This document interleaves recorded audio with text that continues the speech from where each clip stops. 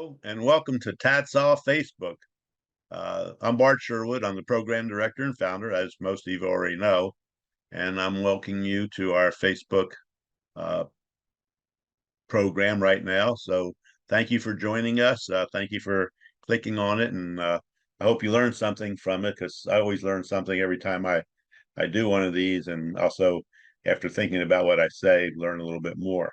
Anyway, let's start off with TADSAW statistics through March today.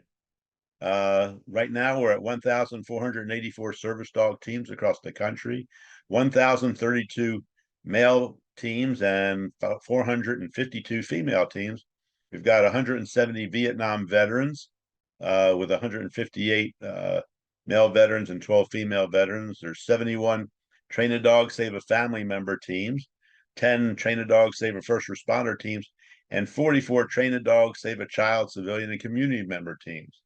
So I want to thank everybody for, we had a really busy month in March. I mean, in February we had 14 teams graduate, and that was good. And this month where you've got so far four teams, and with the holidays and the spring breaks, and it gets a little bit sometimes slow in March, but at the end of the year is what we know what we're going to have. So right now we're 16 teams away from that milestone of 1,500. So we should be there probably by the middle of May or 1st of June at least. And so I'm very proud of the hard work that our veterans and civilians and first responders are doing with their dogs, and all of our TADSAW trainers, do a remarkable job making sure everybody's learning and moving forward. So I want to thank everybody. Those are our statistics.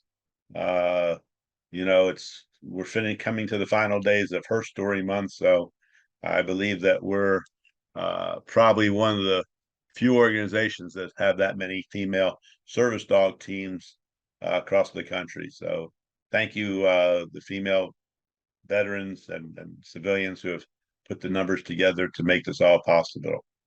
Want to go ahead and just go over the ADA guidelines once again. Anybody can have a service dog who has a disability diagnosis or a long-term medical condition in which a medical alert service dog would go ahead and improve their quality of life by alerting them to their medical condition, whatever it may be, and their response to it to go ahead and take care of their medical condition. Two is that the dog does provide a task, whatever that task may be, to make that better quality of life for that person. And three is that the dog is appropriately behaved in public. It's not a nuisance. It's not barking, biting, snarling, growling, urinating, defecating all over the floor. It's not a physical or health threat to anybody. So, whether you go through a program like TADSAW or you get a dog from a program that's trained the dog, know your ADA rights. And, if you're an owner trained dog, just make sure your dog is doing everything according to the ADA guidelines. So that's the important thing, is that we recognize and understand the ADA guidelines. These are not pets; they are medical alert service dogs. And for a person with a disability, they are already a service dog. They're not in training. And training refers to somebody training the dog for somebody else to give them. So once again, I just want to let everybody know this: know your ADA guidelines and try to follow them as best you can.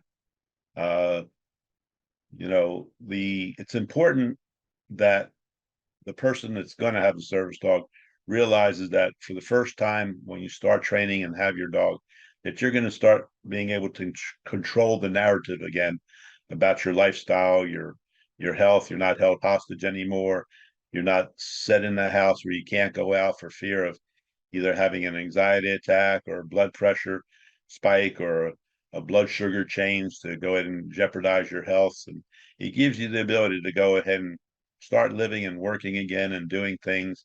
So it gives you the chance to take control of the narrative, not be held hostage by your medical condition.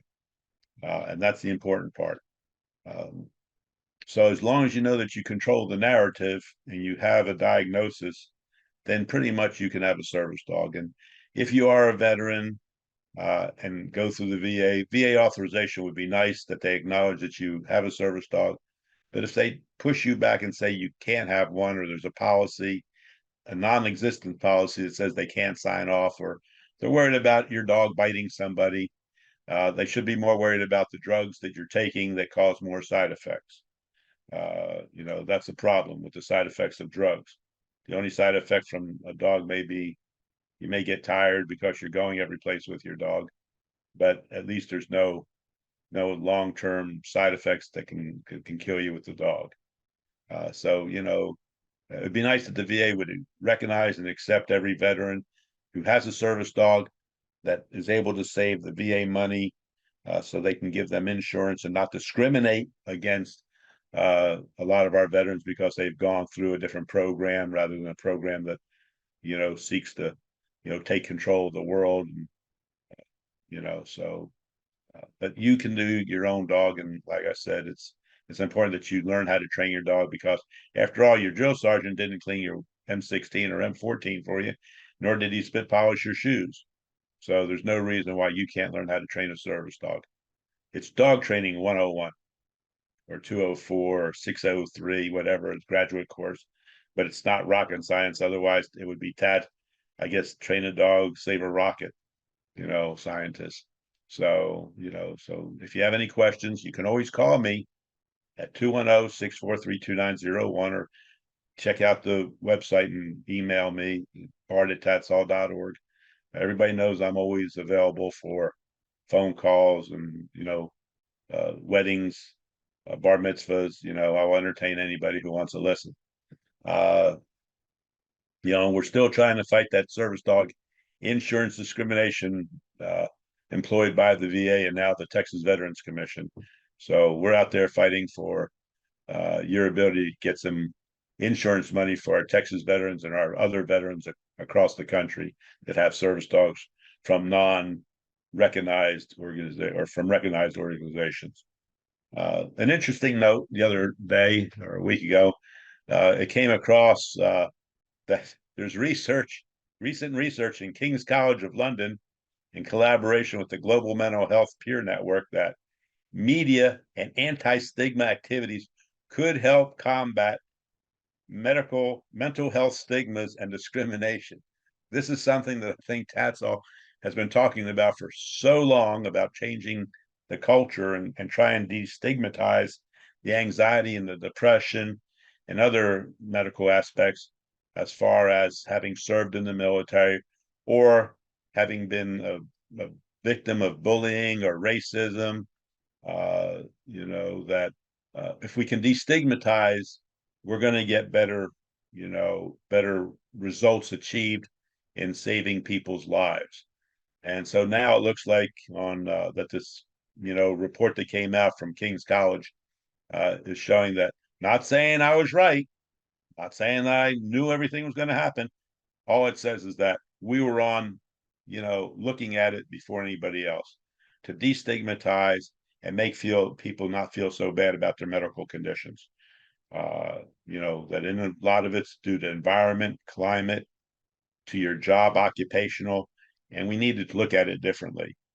And so, in that token, TADSAW was looking at a new therapeutic intervention, not a new program, because our programs are basically the same, but we're coming up possibly with a new URL or a link that you can go to as far as for service dogs or anything else. And this is going to be a first, so everybody's going to see it. It's called TADSAW Operation PTSD. PTSD stands for, as everybody knows, Participant Trained Service Dog. Destigmatize the medical condition. So here you are seeing it right now. TADSAW Operation PTSD. So, we'll probably put that as one of our search engines to go ahead and be able to link people coming back to our website. And, just kind of, it's not really new. It's just rephrasing things to make it sound better and make it available for anybody. But with the Operation PTSD, we do have patient-reported outcome research, which says that the program works through research because of the fact we've got 1,484 teams at the present that haven't committed suicide. So it does prevent suicide. And it also improves quality of life. And if you just look at the people that have gone and applied with our interventions, we've got over 18,000 suicide interventions, and probably with people that haven't gone through our program but decided to get a dog, probably close to 4,000 suicide preventions across the country. We know that we're accountable for at least 1,484 of them, but the other ones that looked at the program decided they could go ahead and do this themselves. Out of 300 million people, have 3 to 4,000 service dogs that are out there that have prevented suicide. I'd say that's a pretty impactful statement. So I want to thank everybody for joining us. I hope everybody is going to have a nice Easter, or had a nice Easter when you look at their Facebook program. We've got some holidays coming up in April.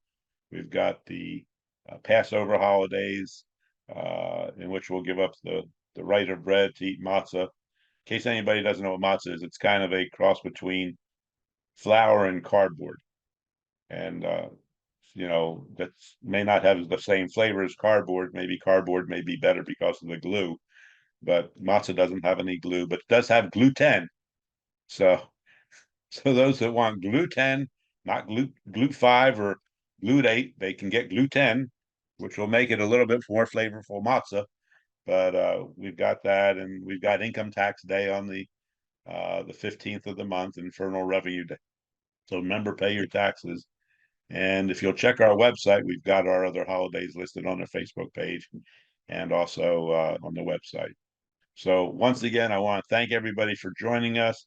If you have any questions, call me 210-643-2901. If I don't answer the phone, leave a message, or most of the time I don't listen to messages. I just call back the phone number. But I apologize. I'm probably on the phone speaking to another veteran or another client. But once again, thank you very much for viewing this and taking your time, and make a comment. If you got a question, please come through with your questions. And we're working on our frequently asked questions page, and and look for 16 more teams for the next milestone, Team 1,500. I don't know what other organizations have done, but we're getting ready to go to that 1,500th team. Pretty soon, the 500th female veteran and the 1,100th male veteran. So because of all of you out there that, have joined our program as a veteran, and to improve your quality of life and enrich your family, your neighborhood, and your community, thank you very much. To all the donors that are watching this, thank you very much. I hope you realize the social impact you have made on the return of your investment. Your dollars save lives and make people go forward in their life. So once again, thank you for joining us. And until next time, stay safe and healthy during the current 2024 crisis du jour.